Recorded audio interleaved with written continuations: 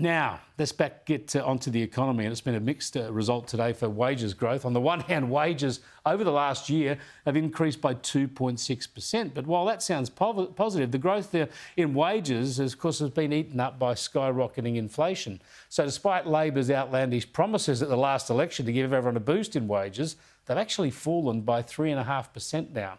Here's Treasurer Jim Chalmers. We're pleased to see wages growth picking up again, but it's well short of inflation, and that means real wages are still going backwards substantially.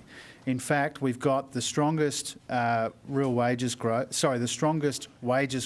2.6% since the September quarter of 2014, at the same time as we've got the biggest fall in real wages since the series began in 1998.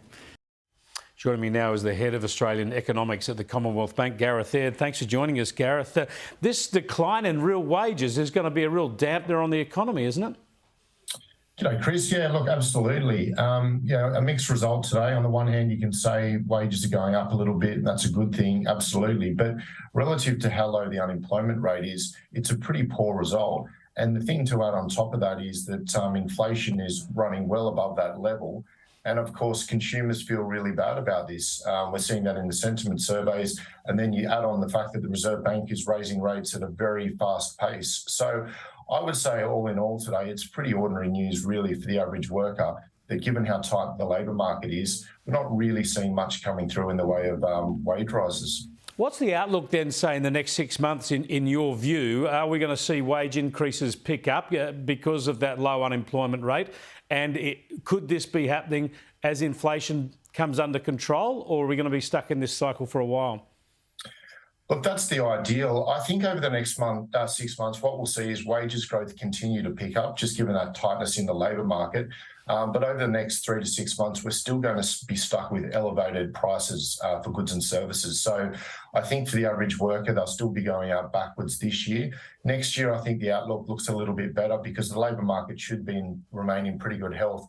Wages should continue to pick up. And then some of those things that have gone up in price, like food and petrol, things that have been impacted by one-off things, I think the inflationary impulse there will start to dissipate. So there's some better news, I think, next year on the wages, on the real wages side. But unfortunately, for those people that have borrowed a home and have borrowed a big amount of money at rock bottom rates, I don't think the news gets any better for a while. The Reserve Bank is going to continue pushing through with rate hikes, probably quite aggressively still. And I think they don't need to be doing what they're doing, but I think they're still going to push through, probably with another 50 basis points in September. And so for the average household, they're just getting whacked by a range of different forces, and they're probably not going to feel too good about things, certainly over the rest of this year. Yeah, it might not be the happiest Christmas if we get another couple of rate increases between now and then. Thanks for joining us, Gareth.